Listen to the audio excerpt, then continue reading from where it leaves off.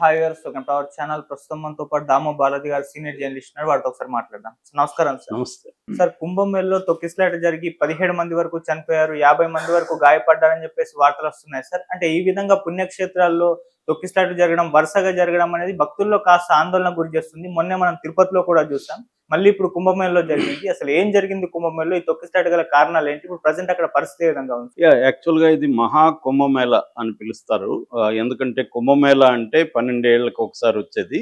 అర్ధ కుంభమేళ అంటే 6 ఏళ్ళకి ఒకసారి వస్తుంది. మహా కుంభమేళ అంటే 12 కుంభమేళ సర్కిల్స్, మండలాలు వస్తాయన్నమాట. 12 × 12 144 ఏళ్ళకి ఒకసారి వచ్చేది మహాకుంభమేళ.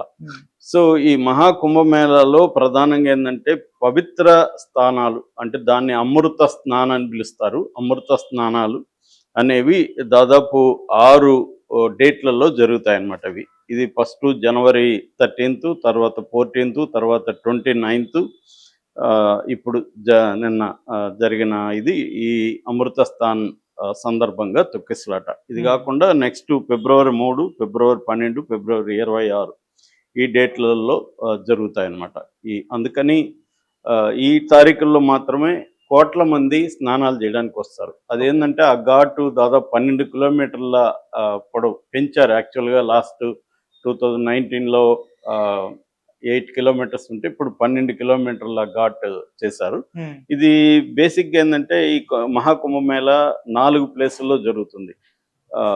హరిద్వారు, ఉజ్జయిను, తర్వాత నాసిక్, ప్రయాగ్రాజ్. సో ఇప్పుడు మనకు జరిగింది వచ్చి ప్రయాగ్రాజ్లో త్రివేణి సంగమం అంటారు. అంటే గంగా, యమున, సరస్వతి నదుల కూడలి. ఆ సంగమంలో ఈ మహా కుంభమేళ సందర్భంగా మౌని అమావాస్య నిన్న వచ్చింది. ఈ మౌని అమావాస్య సందర్భంగా స్నానాలు, ఈ అమృత స్నానాలు అనేవి అర్లీ మార్నింగే స్టార్ట్ అయిపోతాయి. అంటే అరౌండ్ 2-3 ఆ టైం నుంచి జరుగుతాయి అన్నమాట. సో ఈ సందర్భం ఏంటంటే బారికేడ్లు పెట్టారు. కోట్ల మంది జనం వచ్చారు. ఈ బారికేడ్లని ఒక్కసారిగా తోసుకొని ముందుకు వెళ్ళిపోయారు భక్తులు. అందుకే ఈ ప్రమాదం జరిగిందనేది ఇప్పటికి వస్తున్న ప్రాథమిక నివేదిక చెప్తుంది. ముఖ్యంగా స్పెషల్ ఆఫీసర్ అక్కడ ఉన్నారు, స్పెషల్ ఎగ్జిక్యూటివ్ ఆఫీసర్ ఆకాంక్ష రాణా చెప్పిన ప్రకారం బారికేడ్లని తొలగించుకోవడం వల్ల, ముఖ్యంగా విమెన్ అనమాట, విమెన్ తొలగించుకొని వెళ్ళడం వల్ల ఒక్కసారిగా అందరూ వెళ్ళేసరికి మామూలుగా అయితే బారికేడ్లు ఉంటాయి, ఆర్గనైజర్కి పంపిస్తారు. కానీ ఆ బారికేడ్లను వీళ్ళు తోసేసుకున్నారు. దానివల్ల ఈ తొక్కిసలాట జరిగింది. అది కూడా అర్లీ మార్నింగ్ 2-3 మధ్య జరిగిందని చెప్తున్నారు. ఇప్పటి వరకు ఏ మీడియా కానీ కరెక్ట్గా ఒక సంఖ్య ఫిక్స్గా చెప్పట్లేదు. 10 మంది చనిపోయారంటారు, అసలు చనిపోలేదు, గాయపడ్డారంటారు. ఇలాగా రకరకాలుగా ఉంది. అఫీషియల్గా ఇంకా ఉత్తరప్రదేశ్ గవర్నమెంట్ అనౌన్స్ చేయలేదు. మనం ఇప్పుడు చెప్పుకున్న ఈ టైంకి ఇంకా అనౌన్స్ చేయలేదు.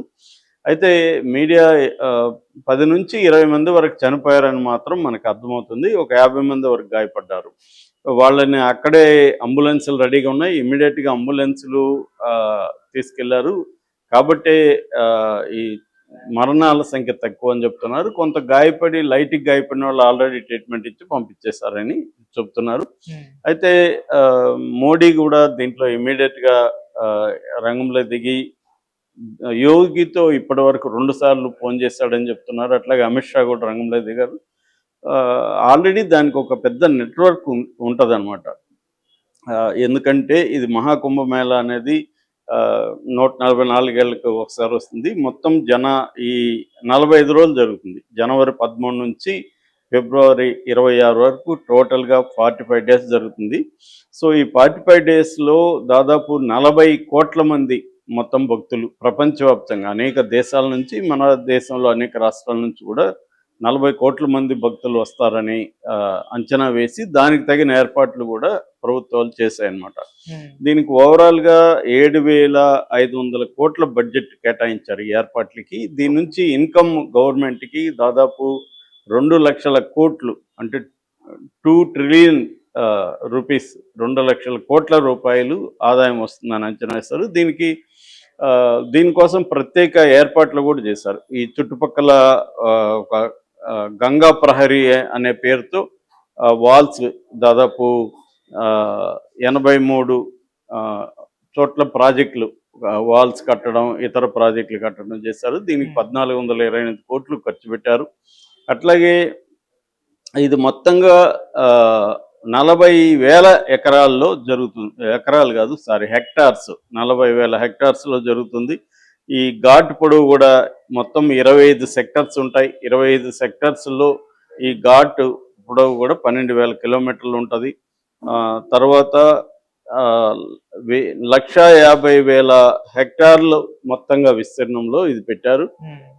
సో దీంట్లో డాక్టర్లు, మెడికల్ ఇన్ఫ్రాస్ట్రక్చర్ కూడా చాలా పకడ్బందీగానే చేశారు. దాదాపు 407 మంది డాక్టర్లు, 700 మంది పారా మెడికల్ స్టాఫ్, తర్వాత 40,000 మంది పోలీసులు కూడా ఉన్నారు. 24 గంటలు పనిచేసే అంబులెన్సులు ఉన్నాయి. 24 గంటలు పనిచేయడానికి అక్కడ ఒక స్పెషల్గా 100 బెడ్ సెంట్రల్ హాస్పిటల్ ఏర్పాటు చేశాడు. దాంతోపాటు భీష్మా క్యూబ్ అని ఒకేసారి 200 మంది వరకు ట్రీట్ చేయగలిగిన ఒక క్యూబ్స్ని ఏర్పాటు చేశారు.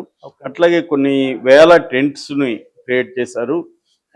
తర్వాత ఏఐ టెక్నాలజీని ఉపయోగించుకొని సర్వైలెన్స్ కెమెరాల ద్వారా చేస్తున్నారు. పైన హెలికాప్టర్లు తిరుగుతుంటాయి.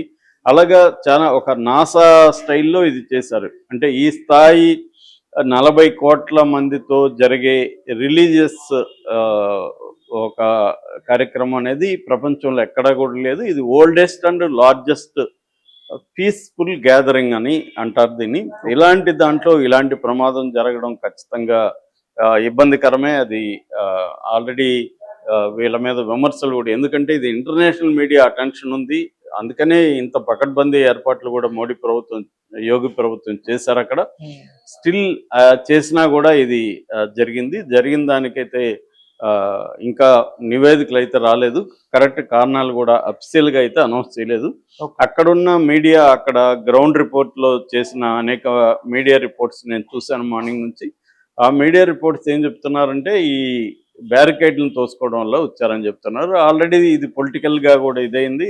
ఎస్పీ సమాజ్వాదీ పార్టీ స్టేట్మెంట్ ఇచ్చారు, ఇది మిస్మేనేజ్మెంట్ వల్లే జరిగిందని. అట్లాగే ఆపు కూడా యోగి ఢిల్లీకి వచ్చి ఇక్కడ రాజకీయాలు చేసే బదులు అక్కడ ఫోకస్ చేసి అక్కడ కోఆర్డినేట్ చేసుకుంటే బెటరు అనేది వాళ్ళు కూడా చెప్పారు. ఎందుకంటే యోగి ఢిల్లీ ఎన్నికల సందర్భంగా అక్కడికి వెళ్ళి క్యాంపెయిన్ చేస్తున్నాడు అనేది అక్కడ ఆపు కూడా విమర్శించింది. వాళ్ళు ప్రధానంగా చెప్తున్నది ఏమంటే వివిఐపీలకి, తమ బంధువులకి విపరీతంగా బీజేపీ వాళ్ళు పాసులు ఇచ్చేస్తున్నారు.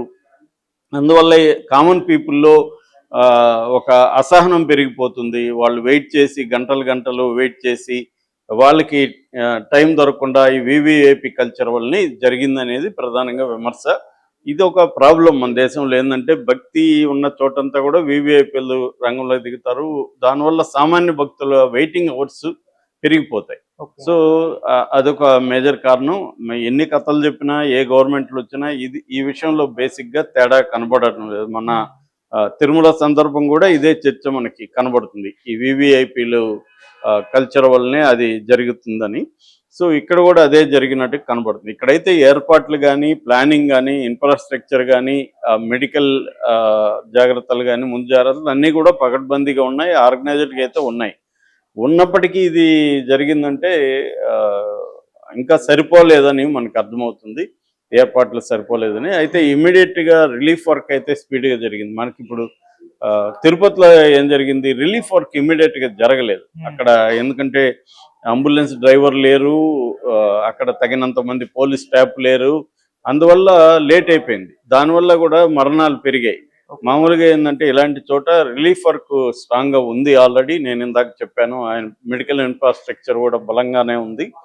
సో పోలీసులు కూడా స్ట్రాంగ్గా ఇమ్మీడియట్గా అలర్ట్ అయ్యి దాన్ని తీసుకెళ్ళగలిగారు. అందువల్ల ప్రమాదం అయితే, అంటే మరణాల సంఖ్య కరెక్ట్గా మనకు తెలియనప్పటికీ పెద్ద స్థాయిలో అయితే ఈ స్థాయిలో లేవు. ఎందుకంటే ఇక్కడ కోట్లాది మంది వచ్చే పరిస్థితి, ఆ ప్లేస్లో లక్షల మంది ఉన్నారని చెప్తున్నారు. అక్కడ కొంతమంది అక్కడ ఉండి బయటకు వచ్చిన వాళ్ళతో కూడా మీడియా మాట్లాడుతున్నా, ఆ బైట్స్ కూడా నేను చూశాను. వాళ్ళు కూడా చెప్పేది చాలామంది కన్ఫ్యూజన్ ఉంది, ఎలా జరిగిందో మాకు తెలియట్లేదు, అయితే మేము కింద పడిపోయాము, మమ్మల్ని తొక్కేశారు అనేది కొంతమంది భక్తులు చెబుతున్నారు.